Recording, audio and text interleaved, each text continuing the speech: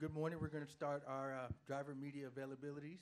We're joined now by Chase Briscoe, driver of the number 60 Nutri Chomps, Roush Fenway Racing Ford.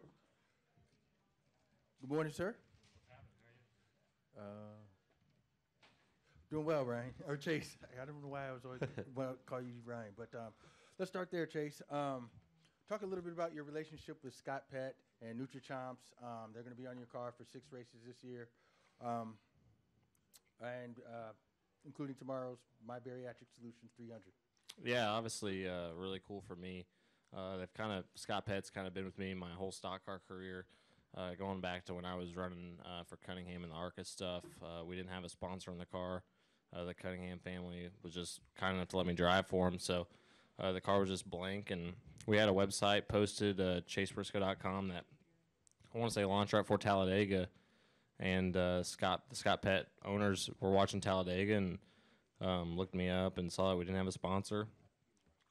And they were from Indiana. I was from Indiana, and their uncle actually lived 10 minutes from me, so they had heard about me a little bit and literally got a hold of me on my website and just said, hey, we'd love to know what we got to do to sponsor you. And that's where the relationship started, and that was with Big Time. And then Big Time carried over to my dirt midget stuff and sprint car stuff. And now we're on Nutri Chomps. Gotcha. We'll open the floor up to questions. Raise your hand and state your name and affiliation. Chris Knight.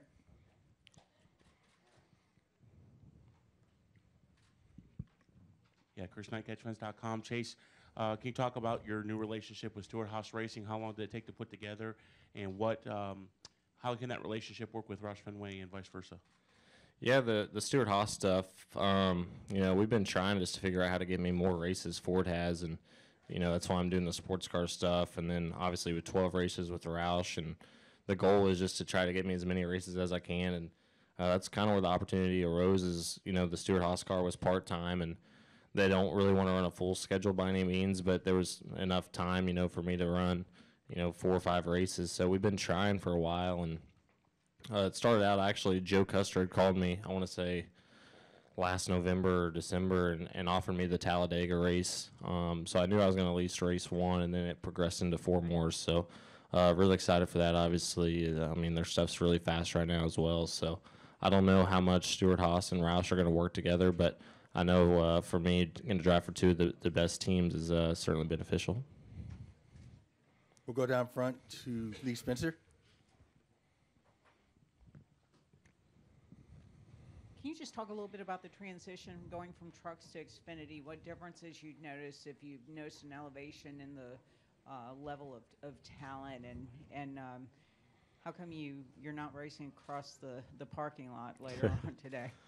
Yeah, I've only gotten to run 1 race, and going into Atlanta, we didn't test anywhere, so just showing up and racing it was a big learning curve for me, and honestly pretty humbling. The Xfinity stuff, it drives so much different from the trucks, just from a downforce standpoint, and how you can get into the corner so much harder with the truck, and it took me a little while to get used to, and I honestly felt like it was going to drive a lot like the ARCA car, and it didn't at all. So obviously competition-wise, it's tough for every level you go, whether it's trucks, Xfinity, to Cup. It's always going to get tougher, and that's the biggest thing is just the field. In the truck there was probably 8 or 9 guys that can win a race realistically, where here there's 15 guys that could win a race. So it's tougher to run up front, and the pit stops is one thing too. In the truck series, the pit road's pretty spread out, and you can normally get in and out pretty easily, where in the Xfinity deal it's so tight. So it's been a lot of learning. Looking forward to learning here this weekend. And as far as the sprint car deal, I couldn't find a ride. It's a 360, and I thought about bringing our stuff, but we don't have a 360 motor. We'll go to Jim Utter in front. Jim Utter, motorsport.com. Chase, has it been difficult this season not racing for a championship and having to do various different things? And are you still working to add even more races to your Xfinity schedule if you can?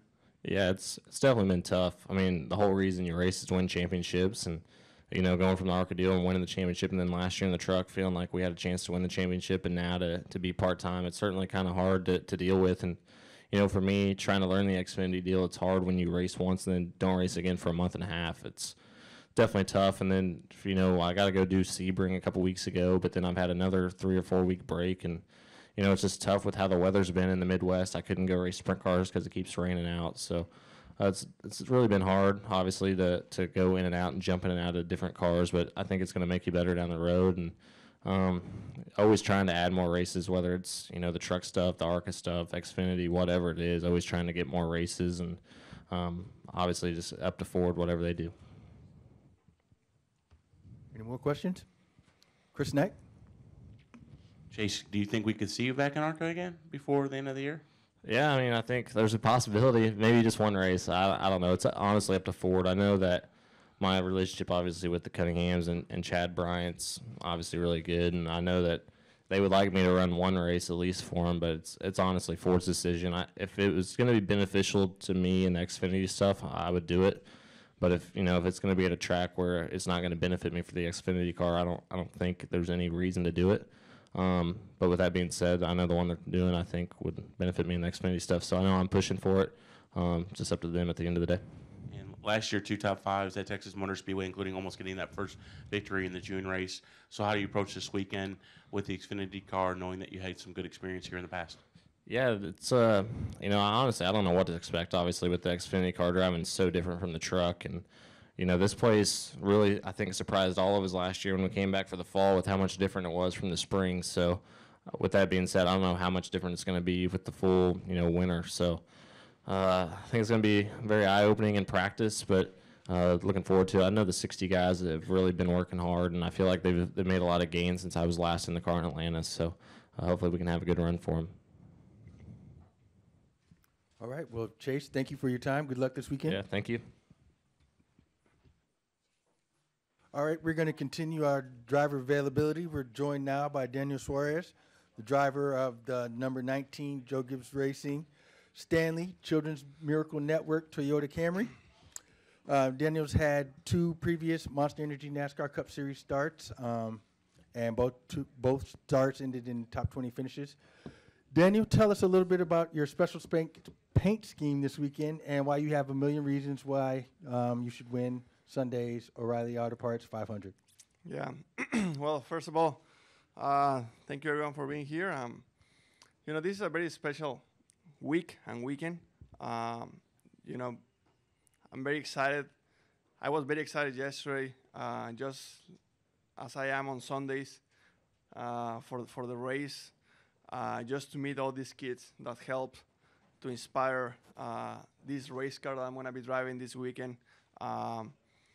Matthew, Jacob, Lucas, and Gabriel. These kids are amazing. As soon as you get the opportunity to meet these kids, the first impression is just to have a smile on your face. And they're so excited to be here. They were extremely excited just to see the race car finally done yesterday. And that, for whatever reason, it just gives you an extra push to do your very, very best. And I'm very excited, obviously. A great car enthusiast like Chip Foose helped to design this race car as well. So overall, just very excited. Stanley with this Racing for America program for the 12th year, donating with Ace Hardware $100,000 to this foundation, and if we win the race, that will increase to $1 million. So I'm just very lucky. I'm very excited to be here, and I can't wait to have the kids and Chip with me this weekend. Perfect. We'll open it up to questions. We have a mic coming around. State your name and affiliation, and we'll start down front with Lee. Do you have a favorite Stanley tool? As you know, I use tools a lot. I work on cars a lot, so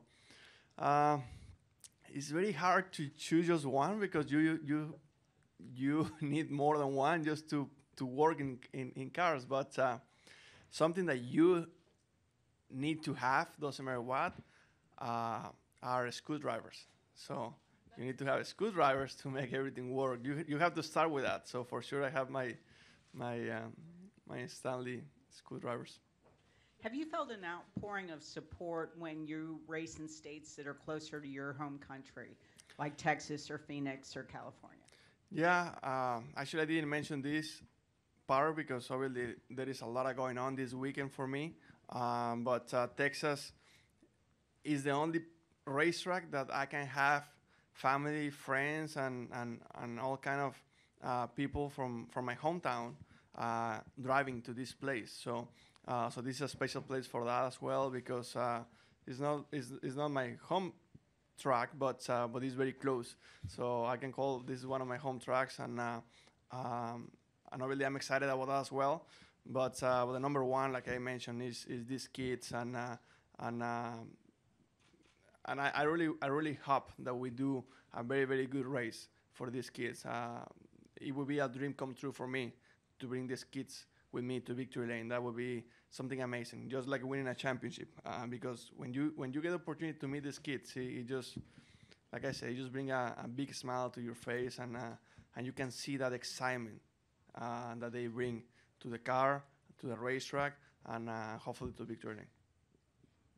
Come over here to Claire. Claire B. Lang, Sirius XM NASCAR Radio. I interviewed you last night, and I was really moved by how what a big heart you had, and kind of you were pouring it out about the kids. Have you always had a soft spot for kids and for this, or is this something that touched you when you got involved in it and you kind of got into this program? You know, Claire, since I was racing in Mexico, I've been fortunate enough to be part of different teams and sponsors that almost all of them, they have support different foundations. And back when I was racing in Mexico, I remember being part of one of the foundations that help kids as well. And I can see myself being very, very aggressive and very hard on myself in one side, in the racing stuff, but in the other side, when it comes to kids, when it comes to help others and all that kind of things that we do beside racing is something I really love to do. I feel like I'm fortunate enough to be in this position and do what I love to do every weekend. And the least that we can do is to give back and to support others. And for me, to be a small part of this is just a huge deal. I'm sure everyone can see how excited I am, not just for the race, not just for Texas, but as well for all these kids. It's just very cool to hang out with them. These kids, they just doesn't matter in what mall you are. These kids are gonna bring you a smile to your face. Over to your left, Daniel. Brett McMillan from PRN over here. Daniel, way to your left. Next week, it couldn't be much different from the way you have it here at Texas when you go to Bristol. What's the biggest challenge for you in running a good lap or running a good race at Bristol? Well, Bristol actually is one of my favorite racetracks because it's very tough and it's very demanding physically and mentally. You don't have a lot of time to rest. But to be very honest with you, I love Bristol and I feel like that's a very, very cool place. I haven't think about Bristol at all. Right now, my main is in Texas and is in doing well today in practice and qualify, tomorrow in practice, and Sunday in the race. James Harris, WSB TV in Atlanta. Talk about your biggest challenges for you and your team. What are you guys facing that, as you look ahead to the rest of the season, what are the biggest challenges you have? Well, we have had a lot of challenges so far this year. We have had good speed. We've been very inconsistent. We've been very struggling a little bit sometimes, not always, but sometimes to transfer that speed from practice to the race or from qualified to practice. The speed is there. We just have to be able to transfer that speed through the weekend. And that's something that we have to keep working on and trying to keep getting better at. But I'm sure we're going to get it. We have some new engineers from last year to this year, and these guys are extremely smart. They have a huge talent, and I'm sure once we get everything together and once we get in the right track, we're gonna be pretty strong. We just have to keep working at it, and hopefully we can get it here pretty soon. Go with you in the back. My name is Jeanette Quesada, and I'm with MBN Magazine. And I want you to share, how do you feel you identify, or do you see yourself with coming back to the kids and just your inspiration by them? Do you feel that you identify at all, or do you see yourself in them at all? And what is the legacy that you hope to leave for them? Well, I feel like the most important part is just to give this kid an amazing experience, and an experience that they will remember for life, forever. And I feel like so far it's been just like that. Not just on my side, but as well designing the car with someone like Chip Foose. Actually, I'm a big fan of Chip. He's an amazing car builder, and I've been following him for a long time. And all these kids, you can tell right away the experience that they're having. Yesterday at the hospital, they were extremely excited. They wanted to be here every day, and they are ready to go. They're ready to. They know that they are part of the. They know that they designed the car, but that's not everything. They are part of the pit crew now. They are gonna be in the before the race in the grid with us. They're gonna be in the pit box. They're gonna be part of the race team this weekend, and they're extremely excited about that. We have a nickname for the car already as well. Hashtag Go Froggy, and overall I feel like it's gonna be a lot of fun. I just have to do my part. But I'm sure for whatever reason, when you have that positive energy of kids, that transfer to yourself, and I feel that already on me. I feel like I have a lot of positive energy from these kids, and I'm sure we're gonna do pretty well this weekend. We'll come up front to Chris Knight, and then we'll go to Nate, and then wrap with Jeff Gluck. ChrisKnightCatchfence.com. Daniel, when it comes to winning in the Cup Series, is that something that weighs on your mind, and you keep waiting for that opportunity to come forward? Yeah, obviously it's something that is always in my mind, but we have to take things realistic and know where we're at. I feel like we have had the speed to run in the top 5, and once you're running in the top 5, pretty much you can be able to win races. But I feel like we have to make those 2 steps to be able to run in the top 5 and to be able to win races. I know we're gonna get there because we have a great team, we have a great people, and I know I can do it. We just have to keep working at it. I mean, it's not easy, and I knew that since last year, and I knew that to make it in the top 10 in the Cup Series, it was gonna be tough. But the next 2 steps, I knew that they were gonna be even tougher. So we're gonna get there. We just need time and keep working at it. We'll go Nate. Nate Ryan, NBC Sports. On your right, Daniel. Have you seen the banner out here that you're a part of? I just did. Yeah. Okay. Just wanted to get, 1, what your impressions are of that, and 2, it's New Kids on the Track, which is based on New Kids on the Block, and I'm wondering if you have any idea what the New Kids on the Block are. You know, sometimes I look to myself and I feel like I'm getting old, and I'm glad that Texas Motor Speedway they keep looking at me as a kid. So I like that.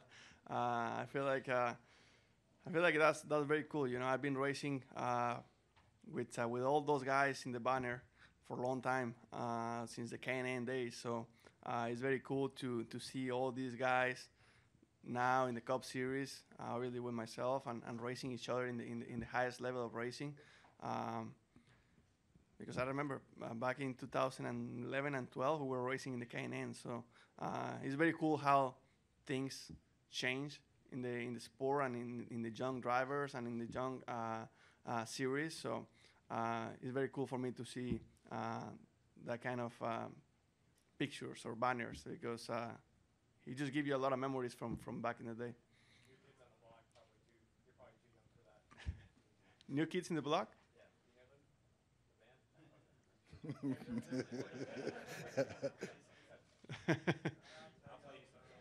right, let's go with Jeff Gluck, and then we'll wrap with Jerry Jordan. Jeff Gluck from jeffgluck.com. I had a similar question to Nate. I'm over here. So it seems like some of the older guys are jealous of all the attention, because like Kevin Harvick's tweet is blown up next to that banner talking about how the old guys have been doing it. Do you think that they're jealous of all the promotion that the young guys are getting? I think a little bit. Well, you know, that's the way I think is that all the veteran drivers, they are very strong. They have a very strong fan base, and they have obviously a lot of support, and they have pretty much the path already made. And I feel like for young drivers, sometimes we need that extra push to start making that path and to start building that fan base. And it's nothing wrong to have some extra support. I'm sure. I mean, I can guarantee this because I wasn't around, but I'm sure that when Kevin, Kyle, or any of the veteran drivers, when they were young in the middle 20s, I'm sure that they had some good exposure as well to help build that brand and to help build that fan base. And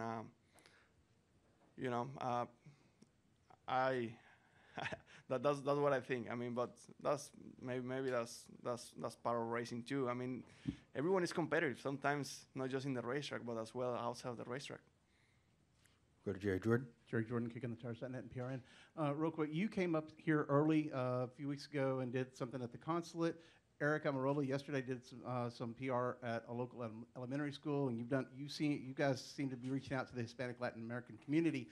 Have you seen this? Even though you have your own following already, and he does too, have you seen the benefits of that? Have more fans reached out to you about your influence and your being a role model in that community? Yeah, for sure. For me, it's very cool. Like you mentioned, just a couple of weeks ago, I was here for with the consul, and it's very cool to meet people, not just from Mexico, but from Latin America. That and this has happened to me actually already several times. That they come to me to tell me that they didn't follow NASCAR a lot. They didn't know a lot about NASCAR, but once they find out that there was one Mexican driver racing in the Cup Series, now they follow the sport and they follow me. So I think that's something very cool that people is getting into a sport because they can feel that connection with someone. And actually that has happened to me in the past as well. I remember with boxing, for example, I wasn't following a lot boxing when I didn't see anyone from Mexico, and actually when someone from Mexico is doing well or doing something in next series or fight or whatever, I start to follow a little bit more. I feel like that's just like a natural connection, and I seen that a lot in the last month and a half with the West Coast swing and as well here in Texas. So just feel very proud to be a small part of this, and I'm sure that my team and NASCAR, everyone is doing a very good job trying to let everyone know what we're doing. Well, thank you, Daniel. Good luck this weekend. Thank you, guys. All right, if I could have you guys' attention in the media center. We're going to continue on with our media availability for the NASCAR Xfinity Series. We're joined by 4 drivers here today. We have Elliott Sadler, the number 1 OneMain Financial Chevrolet. Then we are also joined by Garrett Smithley, number 0 FameUSA.com Chevrolet. Then we have Justin Allgaier, the number 7 Brandt Professional Agriculture Chevrolet, and Christopher Bell, number 20 GameStop Hello Neighbor Toyota. All right, guys, you've had about 2 weeks off now, and we're coming back, and we are going to have the My Bariatric Solutions 300, and it's also going to be the kickoff of the Dash for Cash program. Can you guys just kind of tell how aggressive you're going to go into that with that program returning and trying to end up in one of those 1 through 4 qualifying positions? Yeah, for me, not as aggressive as I went into California, because if I can't afford that mistake going into Bristol next week, need to be in those top 4 positions. So it's a shame that we went into the break after me making a mistake like that, because we had a really good run of strong finishes going through Atlanta, through Phoenix. So just looking forward to rebounding on that and hopefully becoming in the top 4 Xfinity regulars. I'm so nervous right now. I hadn't been in the media availability in so long. I kind of forgot how all this works. I even wore my hard card just in case you guys wouldn't let me in. Exactly. I don't know what to say. These bright lights get me nervous sometimes. Thought you guys were mad at me. You weren't going to let me back in anymore. So we're looking forward to the Dash for Cash, and we'll try to qualify this week to be ready for next week.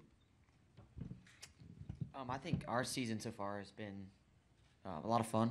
You know, we had a great car at Daytona, and obviously didn't get the finish we wanted, but been on a streak of finishes that have been good for us. Obviously, Junior Motorsports, all 4 of our cars have been strong since the beginning of the year, and to have 1, 2, 3 in points and to have a good race team around you, I think that's always a great thing. Obviously, the main goal is to try to get to victory lane, get one of our Camaros to victory lane, get the cowboy hats. But on the flip side of it, you know, obviously what Xfinity does for the sport in this series, the Dash for Cash program, having it back again, you know, it's something that for us it means a lot, not only to the drivers but to the teams, and so I'm looking forward to it. I think it's gonna be a lot of fun. I like the format this go around, and you know, hopefully we can put ourselves in position. Bristol's a great racetrack for me, so Texas is predominantly not. So I want to run well this week and try to put ourselves in position next week at Bristol when we feel like we have an opportunity to go win it. Yeah, I guess I'm gonna make Elliott feel old. This is my first media availability in here, so which for me is pretty cool. I'm gonna be a big dork and say that since I've been following NASCAR, I've kind of been obsessed with watching media center footage because I think it's hilarious sometimes and just kind of shows drivers' personality. So it's pretty cool for me. But no, for me it's been my best start to an Xfinity season. This is my 3rd year with JD Motorsports, and we've been running really strong. Ross has had some really good runs, kind of showing what JD Motorsports can do. And you know, we've been working on our equipment all off season and building composite bodies, and it's just been a really good start for us. We've got a lot of exposure, and really lent us to kind of get some sponsors, which we'll talk about in a second. But it's been a really good start for us, and I just hope we can carry that momentum throughout the season. Fantastic. We'll open it up to questions. Start with Lee. I've got 2 questions. First, Christopher, it's a home game for you with GameStop. I think you already visited there. What kind does that add pressure, knowing that your sponsor's in the backyard of Texas Motor Speedway? A little bit. I mean, there's already pressure just driving for Joe Gibbs Racing because you're supposed to win when you drive for them, and especially whenever you're driving for a company like GameStop, who's won a bunch of races, and they've had a lot of great drivers drive their race cars, and I think Eric won both home races last year, so it'd be a great place for us to win our first race this year. But there's nobody can put any more pressure on myself than what I do. You feel a little bit of support though from them, having gone there and made that connection with the people before you come out? Yeah, it's cool. I got to go to GameStop, I think, last November, whenever this deal kind of got finalized, and I got to meet everybody, and everyone was excited to have me, so that was really cool. So, I just need to run good for them. And Elliott, you've seen this track change over the years. What the way it is now compared to how you first ran on it, what's the biggest thing that you've noticed from the driver's seat?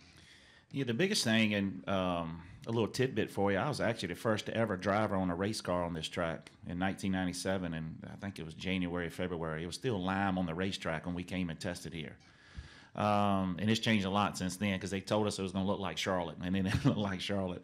The biggest thing is with 1 and 2, the way it is now, has really changed our racing groove. It's a lot different than 3 and 4. The new asphalt they put down, it's just a better grade of asphalt, so it's going to keep grip longer. But to me, until turns 1 and 2's groove really winds out where you can kind of use the whole track a little more, track position, where you're at on the track, on the bottom lane compared to the top lane and things like that are going to be very, very important at that part of the track. And that's the biggest difference I've seen is, a couple years ago before they repaved it, Texas was all over the track, the bottom, middle of the top. Now, the bottom's the fastest way around. It's good asphalt. It might take a little bit longer to move that groove up some, especially in 1 and 2, because you don't have the banking to lean on. So I was proud to see Eddie do some tire dragging stuff and all that to see kind of how that all plays into part. But you always want to see the track widen out as much as you can in 1 and 2 here, Lee, because of restarts and stuff like that in case you're stuck on the outside. So hopefully the winter has been, I hate to say this, rough on the track and aged it a little bit. So the groove will widen out for us. So you're welcome. All right, we'll go to Chris, and then over to Jerry, and then over to Jeff Gluck. Chris Knight, CatchFence.com. Elliott, you're the only driver to have finished in the top 10 in every races so far in 2018. Does that mean anything, especially since you hold the points lead since Atlanta? That's a good question. I was wondering if, we were part of the closest finish in NASCAR history, and we've led the points pretty much every race since then, and you guys hadn't asked me to come in here and talk to y'all. I was starting to think I did something wrong. Who decides who comes in here anyway for media availability? Chris Knight does? Okay. Chris, I'm going to start calling you, buddy. What it means is we're just, Justin hit on it earlier. We're off to a good start, and we got some momentum on our side, and we want to keep building on that. But I've learned as a driver, because I'm 42 years old, not 24, that it's all about homestead. So yes, we are off to a good start, and we're just going to keep building on that and keep our emotions level, and then keep on plugging in the right direction, because we know we got to come back here in the fall and be good. So we'll look at this race a little bit differently because it is part of the playoffs when we come back. And for Garrett, JD Motorsports has gone through significant transition as far as performance this year. How are you guys meeting your goals, and what are some of your goals for 2018? Yeah, I think for us, our guys have worked so hard in the off season to build these cars and to bring the best equipment that we can, to the racetrack.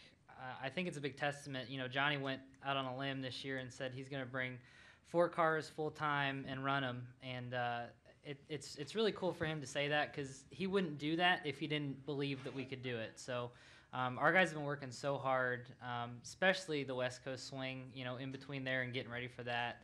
They work, I don't even know how many hours. I've watched their Snapchat, and they're always at the shop, and I try to get down there as much as possible, just to support those guys. They've been working so hard for us, and for us, we just, we want to keep improving. We want to keep improving, week to week, year to year. I think it's really cool for me and Ross to come back. It's kind of weird being veterans of JD Motorsports. We have 2 rookie drivers, and then me and Ross. Ross has been around. This is his 4th year, and it's my 3rd year, and that's pretty crazy to think about. But we just keep improving, and ultimately, me and Ross want to be in position to make the playoffs at the end of the year. Jerry Jordan, Kicking the Tires, .net, and PRN. Garrett, since you've never been up here before, I'll fire one off at you. You actually have a couple of sponsors that you brought on for this race, Fame, and then also Trophy Tractor. I did see you out standing next to one of those big tracks. Did you try to drive one of those? I mean, you could have crushed these guys on the track with it. Yeah, I tweeted a picture, and Trophy Tractor has all this equipment. He's got small skid steer loaders and all this Caterpillar stuff, and then in the back, they've got like giant trucks that he said that they have like 1,200 horsepower or something like that, and he wanted me to get in one and drive one, and I told him maybe next time. I kind of got nervous. I don't know if I could handle driving something that big, but no, it's really cool. For us to have the year, we started out at Daytona, finishing 5th, career best for me. I think it's the 2nd best finish for JD Motorsports, and that kind of was the catalyst for what's going on right now. Fame came on board in a big way. They're doing 8 races this year minimum. Hopefully we can grow that a little bit more. And Fame stands for Federation of Advanced Manufacturing Education, and basically what all that means is it's an education program for kids to get into manufacturing. And I've become very passionate about Fame because my cousin went through the program, and he now works full-time at the Toyota plant in Georgetown. So he has a long-lasting career, and it's not just another sponsor for me. It's I hope with my platform in the Xfinity Series to grow the program and to give opportunities to kids, my generation and generations to come, to have careers in manufacturing. So it's a really cool program. I hope we can grow it throughout the season, and we'll just see where it takes us. All right, we'll go over to Jeff, and then we'll go over to Jim. Jeff Gluck from jeffgluck.com. For Christopher, so what did go so wrong for you at Fontana? You touched on it, but why did that race not go the way you wanted? Well, it started out really good. We every time we unload at a racetrack, we have really, really good speed. And then I don't know if these guys catch up on us or what, but like practice, I can always be up there. And Takes us a while to warm up. So, yeah, so qualifying's been going great.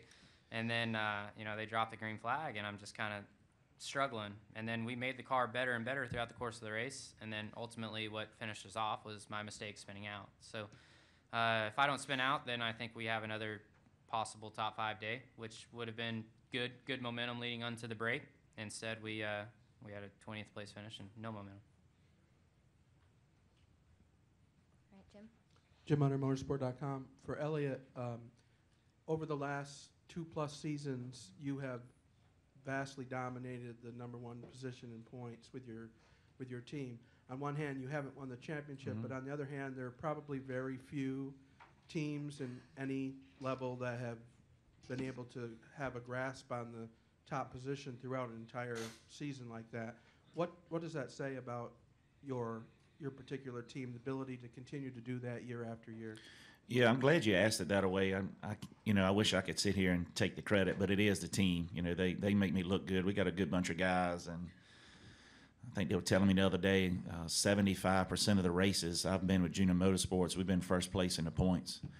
And that says a lot for them and how much hard work they put into it. And they give Justin and I and our teammates a good opportunity each and every week to perform on the track. And you use different things as motivation, things that you see, things that you read. But we love trying to put ourselves in that position to go back to Homestead again and have another run at it. We know how tough it's going to be able to try to do that. But we love the speed that we're seeing and the consistency that we're seeing and staying up front. But to tell you going to Junior Motorsports hadn't changed my life, I'd be lying. It's been a breath of fresh air for me. I feel like a kid again. It's fun coming to the track. I have full support of Dale and Kelly, but also my team, the One guys, and also our sponsors. And we actually had a new partner come on board yesterday that we'll talk about that later on. So it's a lot of cool stuff going on in my life and my career now. And I know I have less starts ahead of me than I do behind me. So it's neat to kind of be running the way we're running week in and week out and enjoying being at the racetrack. And one question for Garrett. As you talked about the improvement of the organization and your team in particular, have you found your personal expectations change a little bit about what you think you're going to get out of each race weekend? Yeah, I definitely. I'd be lying if I said that I felt like we did a good job last year in the Zero team. We really struggled most of the year. We hit on something at the end of the year, and we made some changes, and that was really positive for the team. So really for me personally, I just wanted to get back to having fun because last year I kind of lost that a little bit, and maybe wasn't working as hard as I should have been. And it's been really fun. We've been bringing really fun race cars to the track to drive.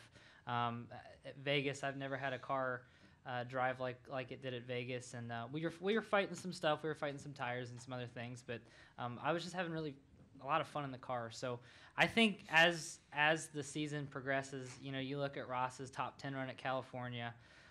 You look at our, we haven't finished outside the top 25, which was really difficult for us to finish inside the top 25 last year. So I think we've improved.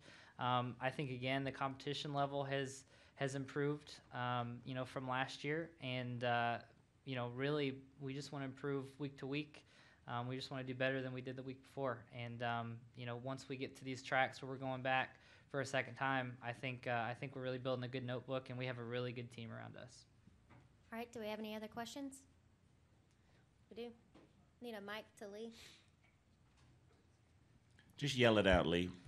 Chris, for ourselves and for people coming over to see you, this is a home game for you, isn't it, so to speak? I mean, how many people are you expecting to come this weekend and support your effort?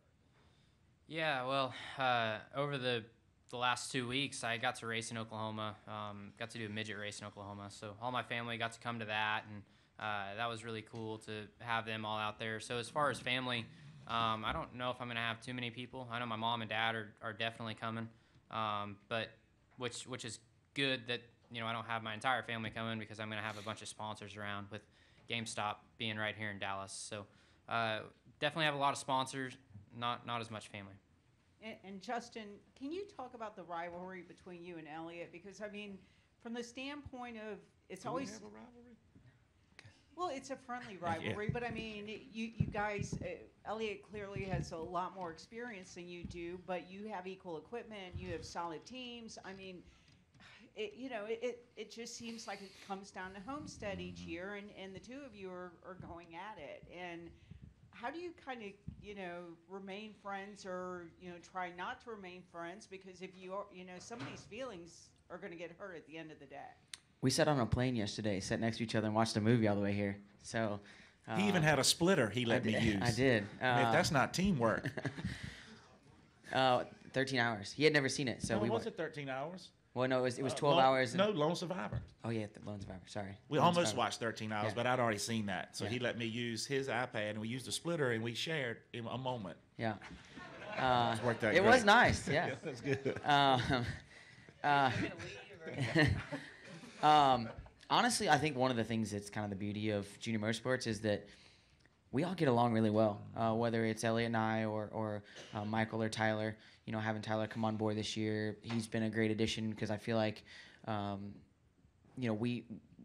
we kind of grew up in the same path in what we grew up in, racing and driving different types of cars, and we've just had a lot of fun. And our teams, our crew chiefs go to lunch a couple times a week.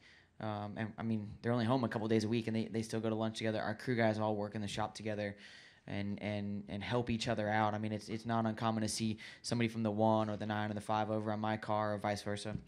And that makes a big difference. We've got fast race cars, and last year we were lucky enough to have 3 cars in the Final Four at Homestead. That's huge. But we raced it out on the racetrack. Obviously, we didn't have the day we were looking for at Homestead, but between William and Elliott, they battled it out all the way to the end. And for us this year, we've fired off at Daytona and had a good car and crashed early. And I think we were 55 points behind Elliott or Tyler actually at that point whenever we went into to the next race, and I think we're 5 back now. So we've all run really well. Elliott and I battled it out all the way to the checker flag last week in California. It's been good. It's been a lot of fun, and obviously Homestead's different, but we cheer each other on all the way to Homestead, and then when we get to Homestead, we're still all personable and we're still That's all right. on the same team. We just May the best man win. Yeah, and kind of our deal is just don't wreck each other. Yeah. Race each other as hard as you need to, and push each other to try to win races and championships, but just don't wreck each other. I think that's the big thing for Kelly is every time I talk to her, Kelly and LW is like, hey, we know y'all are going to race against each other today. Just don't go wreck each other. So I've been doing this a long time, and it's 2 different ways you can be a teammate. I've had teammates that as long as they're 39th on the board and you're 40th, they're happy because they're the fastest guy. But if they're 5th on the board and you're 4th, they're mad because you're a little bit faster and would not work with you at all. And I've had teammates that's open book. We share everything, and we're the leaders. Look, the drivers are the quarterbacks of these teams, so teams are going to follow by example. They're going to follow our lead. So if I work with Justin and Tyler and Mike on everybody, the teams are going to do the same thing. But it all starts with us. And we've just learned that the more we can help each other, the more information we can share, the better everybody is in our organization. And that's my responsibility as the senior guy, right? And that's Justin's responsibility because his experience too, because we have more experience than Tyler and Mike, on the same thing with William last year. But it all starts with us. But I feel better sharing information, and when we get down to Homestead, may the best man win. And that's kind of the attitude we've had. Yeah, it works out really well.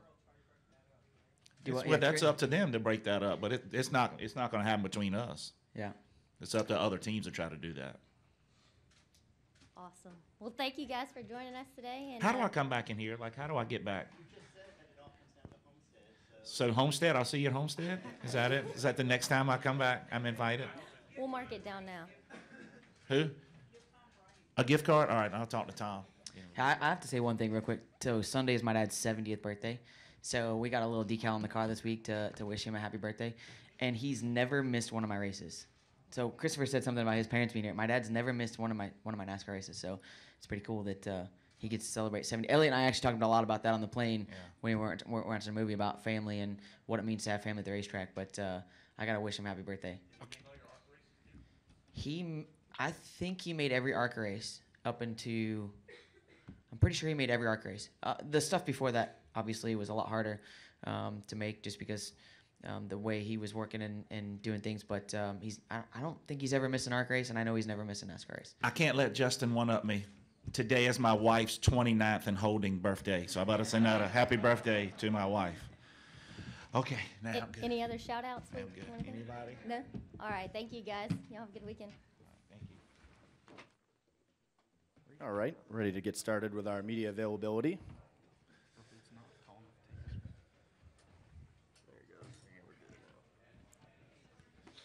Welcome Tony Stewart, who will be in the lineup for the 2 nights. Tony Stewart presents the Vancouver Texas Sprint Car Nationals at Texas Motor Speedway's dirt track, as well as Sam Hafertepe. Gentlemen, we'll open up with Tony. Tony, how important is it to you to have a grassroots dirt race during the same weekend as a NASCAR weekend? You know, it's the second year we've got to do this, which was, last year was really cool. It's actually makes this one of my favorite weekends of the year now this year coming into it, just because I get to be here during the day, obviously doing what I like to do here with the Cup side, and at the same time then, literally I can get in the golf cart and be there in less than 5 minutes and do what I really love to do and drive my sprint car. So to be able to go back and forth this weekend, it really makes this weekend really one of the best weekends of the year for me. Sam, you swept both events here last year. I would assume you're anxious to get this thing started. Oh, yeah, for sure. This place means a lot to me just because, we're close to my house, and we have a lot of fans that come out for here. Not near as many as Tony, obviously, but for me, it's a big homecoming. And we'll open it up to questions from the media. Right over here. Jerry, in the front row.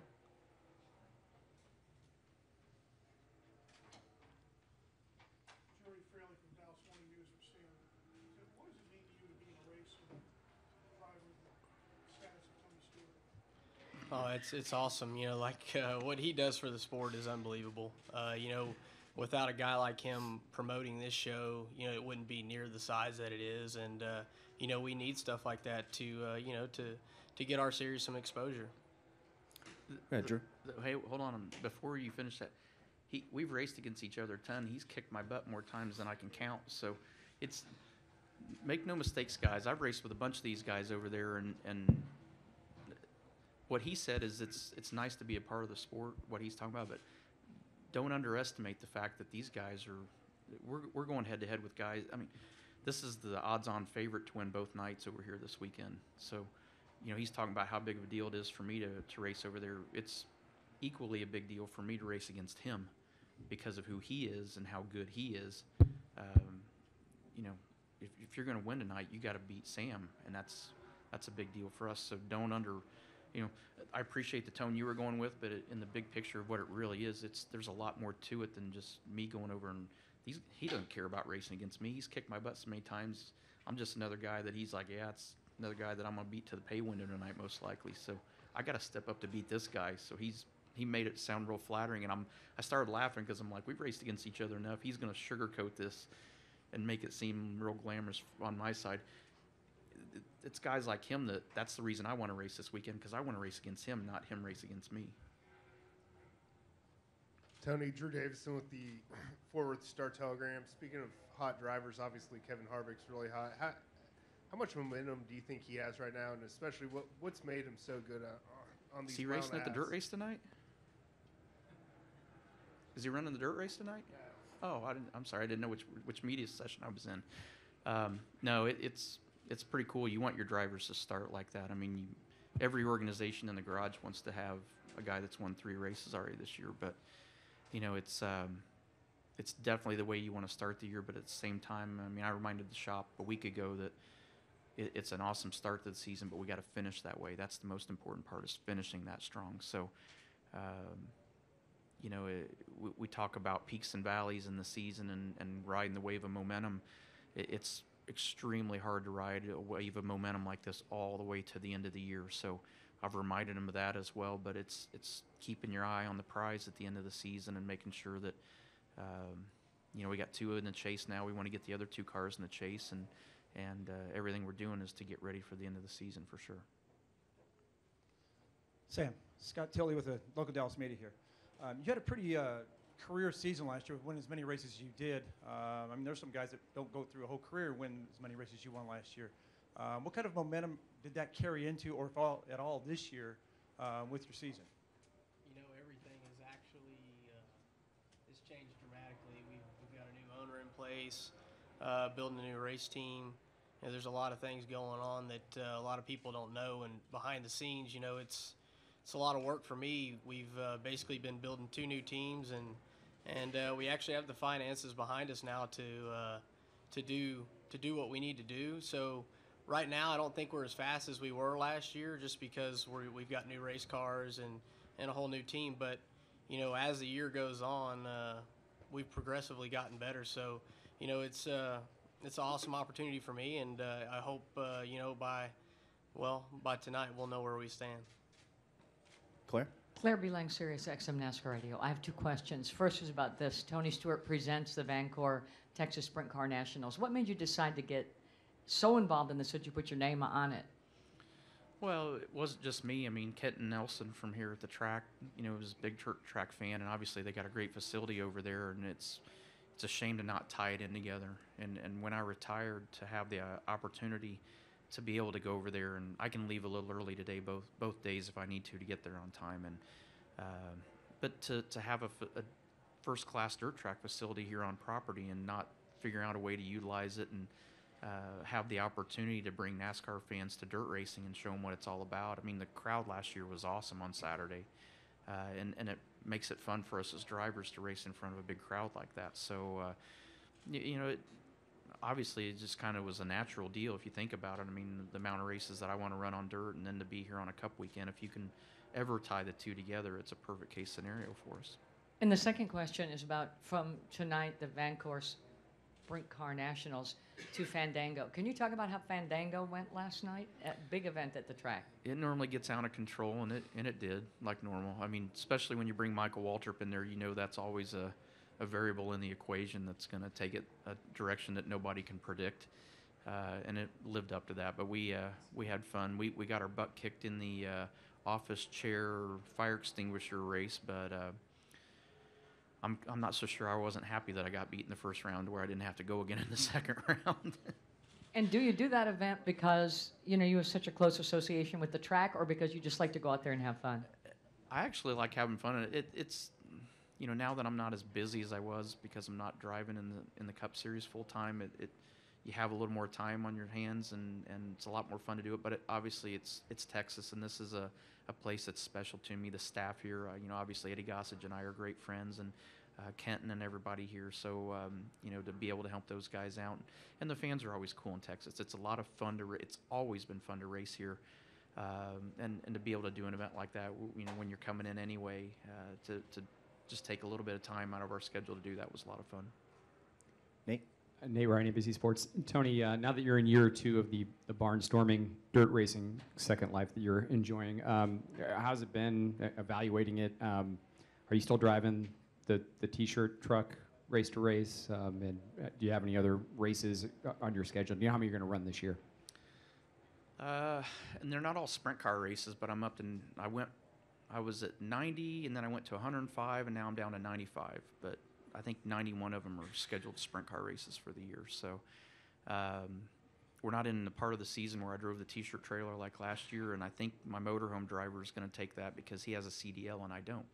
And because of the laws now, which we've got some really screwed up transportation laws, I guess, but I can't even drive a dually pulling a trailer because it's a company-owned vehicle, which means I have to have a CDL license. And occasionally I get pulled over for speeding, and the speeding tickets are 3 times worse if you have a CDL. So I'll be not getting a CDL anytime soon. Anything else for Tony or Sam? A couple more over here. Sam, can you just describe what kind of venue this place is compared to other places that you go on the schedule? I mean, what distinguishes Texas from other tracks? Well, you know, we don't race one time the whole year at a place like this because there's a NASCAR race going on. So you know, we pick up so many fans because of it, and and that's why we have so many cars that come to this event as well. You know, it's unlike any other place because they race here maybe once or twice a year too. So it's just really prestigious for any guy to win this race. And you know, I've got 4 cowboy hats at home, and I want to add 2 more to it. Over here. Tony, just real quick, back here in the back, WSB in Atlanta, James Harris. Could you talk about your transition from driver to ownership, and has it played out like you'd hoped to be able to go over and do a dirt race like you're doing tonight? Yeah, this is a perfect example of what I had in mind. I mean, it's, you know, I said it last year. I mean, I get the best of both worlds, and this is truly a perfect example of that. I mean, I get to, this weekend, it's even a better example because it's literally all on the same property, but a typical weekend, and it's, especially with 91 races, the sprint car racing this year and the other 4 that I'm running, there's going to be a lot of weekends where I'm at dirt races Friday and Saturday, and then be at a cup track on Sunday, and it's really a lot of fun to be able to do that, to be able to tie them both into the same weekend like that. So it's you know, it's to have a weekend like this where I don't have to worry about leaving and getting on a plane to go where I'm going to go race a sprint car. Literally, I mean, I can literally get on the golf cart and drive all the way into the pit area, race, and come back over tonight. That's why I say it's kind of a perfect weekend. It's just easy and fun. And the cool thing is the Cup guys, you know, there'll be a ton of Cup crew members, not only from our teams, but a lot of teams that are dirt track fans that they'll be over there watching tonight and tomorrow night as well. And Stenhouse will be over there at some point. I'm sure Casey Kane will be over there, and they'll both, Ryan Newman last year, they'll all come down there and tell me everything I'm doing wrong driving the cars. So I'll get plenty of driver coaching for sure while we're there. Jerry, then Jeff. Jerry Fraley, Dallas Morning News for Sam again. Sam, you've had a lot of success. You're relatively young. I think you're 31. Do you have any aspirations for try any other levels of racing? Well, I'm too old for that now. But Okay. you know, when I started out when younger, yeah, obviously that was your goal as a young kid. Everybody wants to do that. But you know, reality hits you pretty quick, you know, and I probably didn't have the desire that I needed to have when I was a younger guy like Bell and Larson did. Not to say that I have near the talent that they do, but you know, that's what you need. You know, you have to have the desire and know what you want to do at that young of an age. And I didn't have that then, and I probably didn't reach that till I was about 23 or 24, and really grasped this as a profession that I wanted to entertain doing. And you know, after I finally got serious about it, I became a lot better. You are 31? 32. Sorry.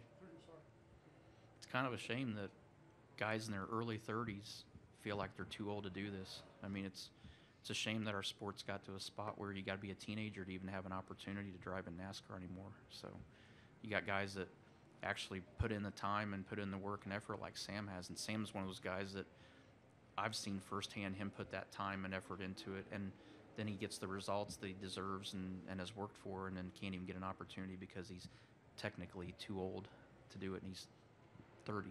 So it's crazy. Jeff? Jeff Gluck from jeffgluck.com. I wanted to ask you something along those lines. There's a banner out there that Eddie made with the new kids on the track, but yet all the people on the banner, they only have one win. It's all the veteran guys who are winning all the races. What do you think of all this veteran versus rookie marketing battle that's been going on in the sport?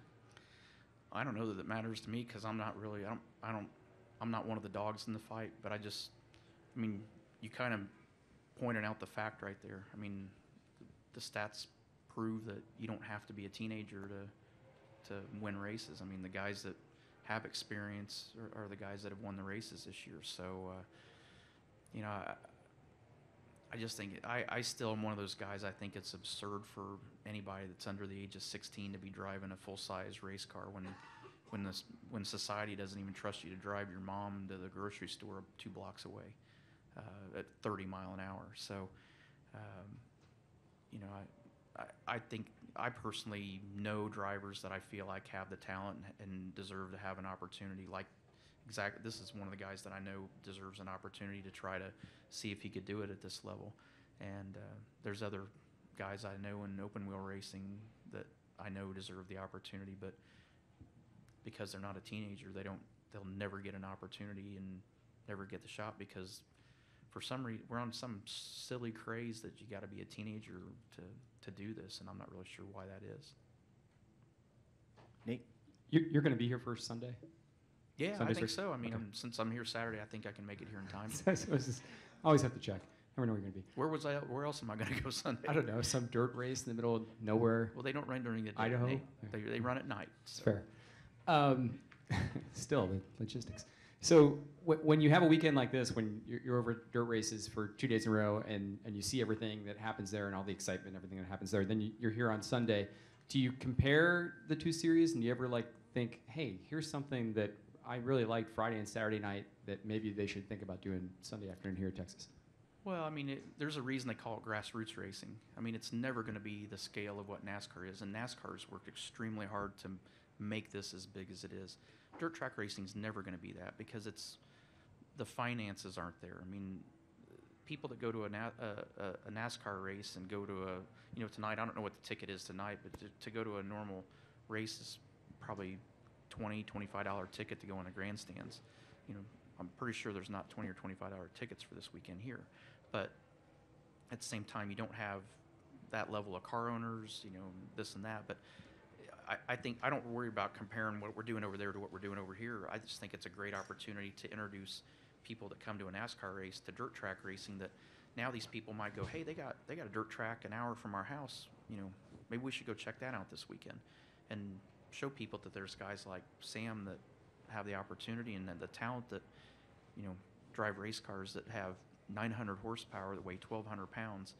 They're a third of the weight of a cup car. They got 200 more horsepower, and these guys are running their guts out. So there's good races everywhere, and I think it's just a great opportunity to educate fans and introduce new fans to short track racing that don't know what it's about.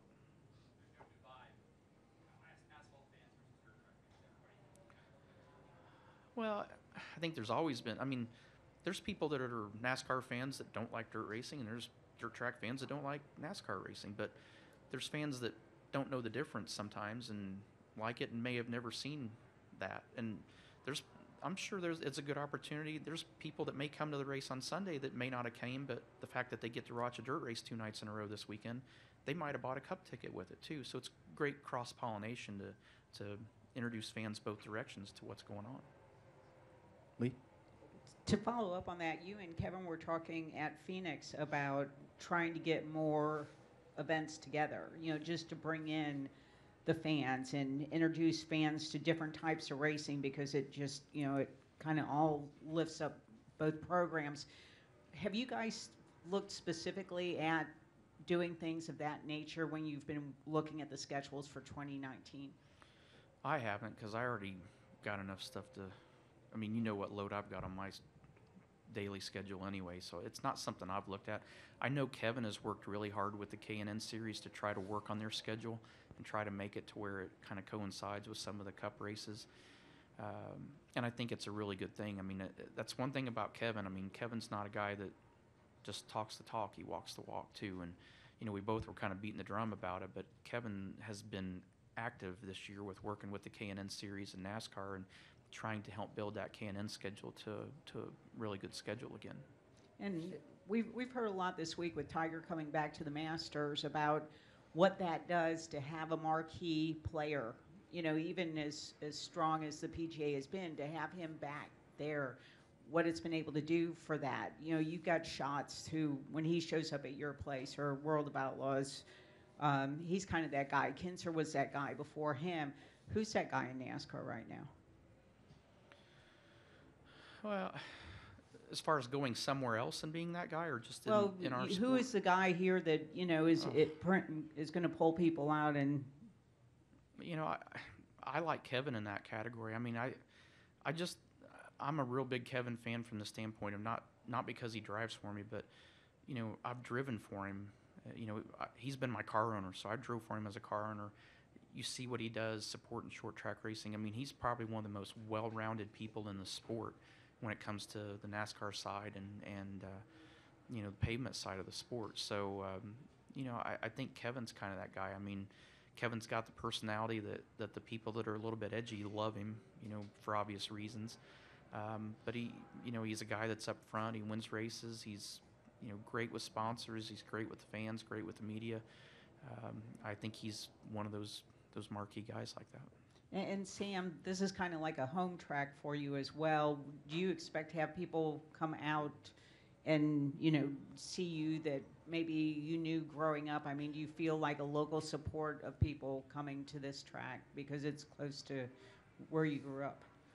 Yeah, it's funny you asked that. I got a message in Facebook, I don't know, a week or two ago, and kids that I went to high school with, and, with what we do, we travel so much, you lose a lot of friendships, from those days.